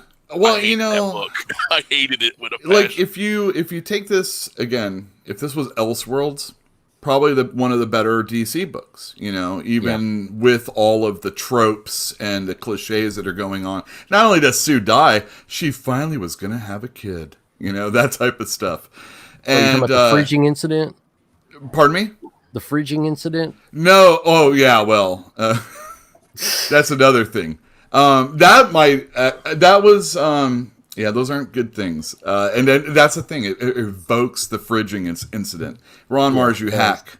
That was the worst. I mean, I was laughing. This is horrible stuff, This is not a lean into situation here. Don't put your ladies in refrigerators just to make them, your villains really badass. But yeah, it felt like that with Identity Crisis. It was like, oh my God, what are you doing? And then they do the mind wipe and, Batman's the moral character and, Superman's letting this happen. And there was some really good execution in that and very good art, but Identity Crisis is trash. I think my retcon would be stop letting outside people come in and write comic books. Mm-hmm. No more J.J. Abrams Spider-Man? If I have to, give up Jeff Loeb, sorry, Fatal J. You're outside comic books. You haven't earned your... Well, he actually did earn his place, though, Jeff Loeb, as opposed to a lot of other people. Meltzer did not. He just came in and said, I'm gonna mess all this stuff up, and DC Editorial was like, whatever you want, buddy. His Green Arrow I enjoyed before that. Actually... I was really worried about him going onto that Green Arrow because I didn't hate the Kevin Smith stuff, and yeah, his Green Arrow was really good. It was a nice. It was everything that Identity Crisis wasn't. It was like an ode to the character and bringing back classic stuff and updating it. But let's just Oh yeah, Meltzer. somebody else was commenting too about let's just completely retcon all of Heroes in Crisis. That it was that it was Elseworlds and never happened. Yeah. So it's just, never mention it again. Never mention it again. Well, it sounds like that's what they're trying to do on Flash, Yeah, they right? are. And that's so wonderful. It's kind of like Wolverine's Hot Claws. They introduced the idea and then they never revisited it. Yeah, regardless of what. Well, I mean, Wolverine can die and come back without hot claws now. Yeah. Xavier said, "Oh, why don't we do the sequence without those lame claws?" It's not getting over, folks. Let's get rid of that. X-Men is constantly retconning itself. Kitty can get knuckle tattoos and then have them off after she dies. Now she has new knuckle tattoos. Yeah, another retcon, Constantine, where they basically retcon the entire, that awesome series from the 1980s and just retconned it all at the beginning of New 52 and just it never happened. It was all, he made a deal with the devil and it just never happened.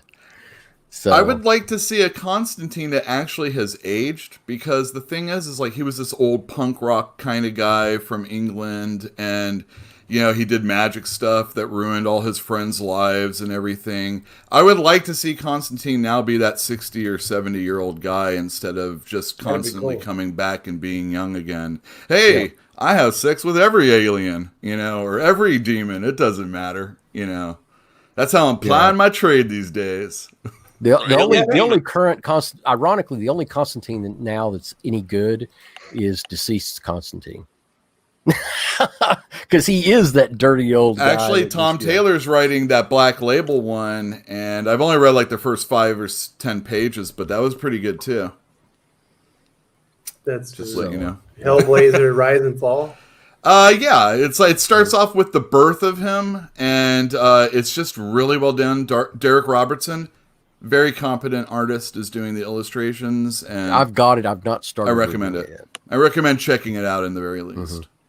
Larry, I quite enjoyed that. Not that I'm talking about the idea of John Constantine aging, and because you look at late 80s, look at his Swamp Thing appearances, and then look before they kind of like shuttered the Vertigo take on him, and then rebooted him for the New 52 and all that, and like this guy's haggard. He has seen and done horrible things, and it's like it's weighed on him, and it, like his just the image of him just tells so much, and it's like that's such great storytelling, and then just to throw it all away, so new and improved #1. Well, new and improved in a universe that has Superman, even though he really was already in that universe prior to Vertigo. Exactly. And I love Keanu Reeves to death. Don't get me wrong. I love the man to death. He's one of my favorite actors in all of Hollywood. He seems like a really awesome, genuine, decent person. But keep him far, far away from Constantine. For the love of God, he is not Constantine. He is he is not Constantine. He can't be Constantine. Constantine's a blonde and he's evil. And Keanu Reeves just doesn't do evil very well. So just keep him far, far away from it. And I'll tell you what, James Marsters. That's Spike the guy, man. Buffy the Vampire Slayer. He's getting a little age on him now. Age him up about another 10 or 15 years. Make a Dark Justice League movie and have him play Constantine. What about Idris Elba? I think he can play anything. Okay. All right. He can play it all, man. Anytime there's a comic book movie role. Actually, maybe a Constantine wouldn't be bad, instead of like a punk group, he was in a ska group or something, and James, he was like, y'all don't like Keanu? I love Keanu Reeves. I absolutely adore the man. He's like one of the most awesome people in all of Hollywood, but he is not John Constantine. And he has this boner for playing the character, and I'm like, please, Keanu, just wait. In his story, they gave it a Catholic type vibe. Keanu's got really good taste, but he's not always the best person for the role. He is the John Wick. He is the Neo from the Matrix. He is the man for so many things, but he is not Constantine. West, they treat Keanu Reeves like Idris Elba when it comes to superhero roles. He can play it all. They want him to play. No, he can't. No, He should be an old Wolverine. No, There you don't say go. that. That'd You be know fun, that he too. wants to do. You know what he always wanted to be, right? Because Jay doesn't think that you can recast Wolverine because of Hugh Jackman. But I do want to mention this, and we obviously talked about this on the channel, Yule. I would like him to fix Arsenal, give him his kid back, and make him a competent hero again. Well, you don't even have to go that far. Just make him a competent hero. I think that Leanne Harper was a damn shame. They dropped a building on top of her. Oh, And, yeah. and the thing about this is like, and then they took his arm, and then we can't give you a cybernetic arm because of the nanites and all this. Like what?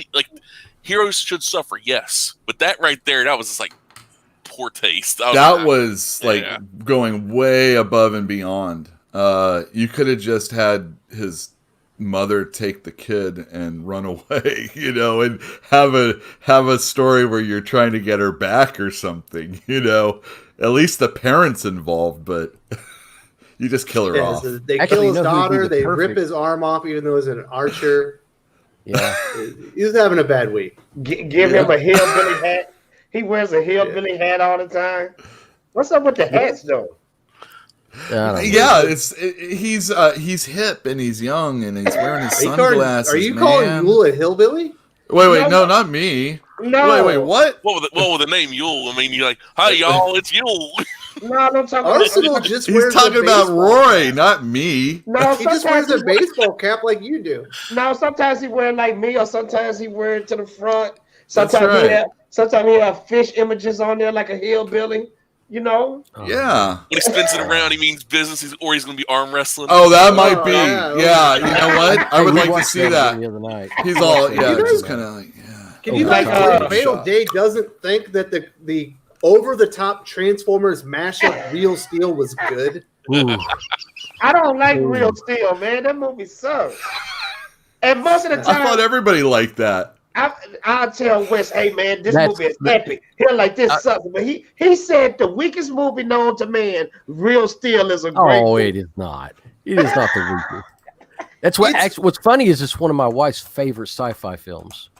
It's over the top with robots. It's awesome. It is. It is over the top. Nothing is over the top except for Sylvester Stallone. Period. It's an interpretation of the story, man. Over the top is Rocky. It's a retelling with robots. Yes. Yeah, man. Fatal J. God. I can't I don't believe know what this. to think about Real you, Jay. Steel. Doesn't even like Real Steel. He hates Hugh Jackman. That's what it is. No, I love him. Oh, he does. I like when he played Captain Hook in that one movie. Oh God, that's almost as bad as Les Miserables. Ooh. How are you? Let's the movie retcon guy? that. All right. So, is there anything else that we want to bring up before we do some comic book recommendations and sign off, fellas? Keanu Reeves If you should have play any Forge. more retcons, now's the time. Sorry if I interrupted you. Keanu Reeves should play Forge in the movie. No, Bishop, man. No. He should play Bishop. You think? Keanu Reeves Yeah, is you the think No, they'd I'm let just that? joking. You think They're they'd just let going that? for someone else that Like doesn't Lou Diamond feel- Phillips, right? Haven't seen him in a while. Ugh. Let's do He's it. been doing that. He's been doing that like cops type show, with the showing federal arrests and stuff. I think. When we were talking about one of the other characters, or we were talking about like Constantine aging, that's another thing. Like Cable has now been de-aged, and a lot of our superheroes, Kurt Swan when he's drawing Superman, or even some of the older guys, these are superheroes that have a lot more age, and it always felt like, oh, these are kind of like the guys I'm going to look up to or I want to become. But now they always feel like they're kind of like de-aging the characters and Look what they keep doing to Franklin Richards. Every time the kid reaches 16 years old, they got to make him 10 again. Yeah, exactly. This one might stick, I think. It's the Peter Parker Franklin Richards aging. Peter Parker kept going like that, and then Franklin didn't, and it's where it screws a lot of the Marvel up. I've seen. So at least they all right, explained. well, it doesn't sound like we have any big retcons unless did I interrupt you again, Paley? No, you go right ahead. I don't have anything important to say anyway. All right, well, let's do comic book recommendations. It was an okay week for comic books. Larry, do you have any new comics this week that you want to recommend for the viewers as we sign off? sadly nothing new, but I do have one book, if you can find it, The Best of Milligan and McCarthy by Peter Milligan and Brendan McCarthy. It is an incredible collection, hard to come by apparently, but a lot of out-of-print comics stuff, Paradox and Skin and a couple other stuff in there, and it's not your usual, like if you're a superhero comics reader, Paradox might intrigue you a bit. The rest might, okay, this might be a little too much. I might need to either smoke a little something or be in the right McCarthy's out there for sure. I love it. It's trippy. It's trippy comics. But yeah, that's the only thing I got. Boom. All right, Jay, what are you recommending this week? For me? Yeah. The Wolverine book that you guys put me on. The Wolverine book. Wolverine by Ben Percy. Yeah, that's a good book. I really enjoyed that one. Yeah, the issues with can you guys tell me when Last Ronin is coming out? Because I've been waiting on this book all freaking year. TMNT Last Ronin got delayed because they have a new artist on it. October 22nd. I remember you told me that. I remember that. Yeah, the artist, there was a lot of backlash, unfortunately, on that. I thought it looked good. But October 28th. I thought it looked fine. I thought it looked good too, but I guess they're going to try to spruce it up a little bit. I'll read it. Which looks, the artists are getting look nothing like, that's what I like about Kuhn. He looked like, Millard, Eastman and Laird. And that right there had that similar style. And then had that dark style to it. Yeah, it's like a rough, because if you look at we needed to stand the test of time, or something that Eastman said in that sci-fi SYFY Comic-Con at home. That's the only place where I could find any information about it, was an article from there, and it basically said, we're to make the book look as great as possible, stand the test of time. I'm like, look at your old comics, dude. I mean, there's some stuff in there that's like extremely rough, hardly any noses on the faces, backgrounds are pretty much non-existent. I'm like, but I mean, it apparently October 28th, and then it's like every 2 months. So it's like October, then December, and then like February, I believe. But we'll see. I've already put my money down for it, so. Me too. All right, Jay, do you got anything else to say? This dude says that you only like edgy stuff. No, I like the fun family movies that you're suggesting. Yeah, look, I just got finished watching a Never Ending Story. I haven't seen that movie in a long time, and it's edgy though. It's edgy, dude. The fucking horse dies, man. What's wrong with Artax? you? Oh yeah, that was sad, man. But I want to fly that freaking dragon. What's his name? Falcor, the love dragon. I want to fly Falcor. He looked like a dog, but he's a dragon. Yes. That's not a dog? I've never seen it. I'm too old. Oh my goodness. It's not a dog. It's a I thought it was a big old stupid dog, man. No. All these years. It was today I was born when I found out that, or whatever they say. I was this years old when I found out that wasn't a dog. Jay, man, the movie, there's Atreyu's watching as a knight is trying to ride between the two Sphinx chicks with the big old boobies out, and he gets vaporized and he sees the skeleton. and that's the crazy thing, Larry, is like the boobs and nipples are there. Yeah. Isn't this a kid's movie? Oh god. German though. It's German though. German made. So there you go, baby. It's like they don't care. It's like boobs are no big deal, but it's a statue. Here we're getting about these are big, gigantic boobs, and he's looking at him like he's looking at him in reverence. You know what I'm saying? Like, all right, Jay, that's enough. Pele, what do you recommend this week? Oh God, anything with like some Jesus in it after listening to that. But oh Lord have mercy. No, I'm gonna come off from Something Is Killing the Children is really good. Yeah. I've enjoyed that. And number 10 came out, and I finally got up to date on that. I'd stopped reading it like 4 or 5 and then got caught up this week. It was fantastic, great horror, really good stuff. Of course, Batman. Everybody should be buying Batman. It's this finally fixed Batman. He's on the road. He's on the way to fixing Batman. Tinian's doing a great job. Yeah, that's my 2 right now. The Star Wars Bounty Hunters that Bounty Hunter series was pretty good. Issue number 1 was pretty good. Dominic, I can't get into Aspen that much anymore since Michael Turner died, man. Like Michael Turner, that dude was amazing. I just can only imagine how his art style would be if he was still alive. Like I kind of this might be blasphemy, real quick. This might be blasphemy. This is my time. Okay, real fast. I'm sorry, but this might be blasphemy. But I put Michael Turner's skills up there with Jim Lee. Okay, yeah, I said it. That's blasphemy. I know. Ooh, no way. I'm not saying that. Not true. Okay, get the True Believers. Keep buying those. They're $1 a piece. Awesome stuff. This Cypher, Havoc, and Magic, I think, are coming out next week. But yeah, buy the True Believers. They're fantastic. $1 a piece. You can't beat it. Next. Mm-hmm. Yule, what are you recommending this week?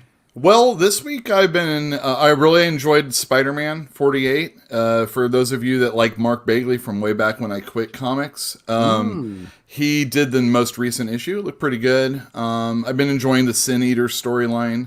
I also want to second that. What's that called? We only find them when they're dead. That was pretty good. Yeah. And I have been buying back issues of a DC title called Breach. I highly recommend you get them. They're cheap. They're written by Bob Harris. I know that's weird that a person would want to read a book written by Bob Harris, but Javier Polito and Marcos Martin do artwork in that, and it is really, really good. Oh. All right, so my recommendations are Flash 761 is easily the best comic book this week. Rise of Ultraman #1, I believe that's Kyle Higgins, was actually excellent. Don't maybe get enough story for the price, but there are a lot of backup stories on it. And then Death Metal Trinity Crisis was easily the best Dark Knight's Death Metal comic book so far. They're finally getting into the action and things are happening. So if you're enjoying Death Metal and you thought you could skip it because it wasn't a numbered comic, absolutely not. It should be Dark Knight's Death Metal #4. The only reason it isn't is, I guess, because Capullo's not on it. But the art by Francis Manupal is absolutely awesome. So those are my recommendations. Thank you all for joining us today. I know DC fandom's going on and lots of DC Comics news. You should have 2 more videos up today.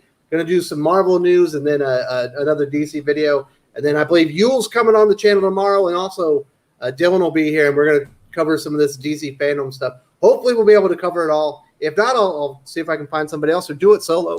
We'll see how it goes. But everybody, thank you so much. Salamat po. I'm out. I'm sorry Doc left us, but bye-bye. And wash your ass. Wash your ass. Yeah.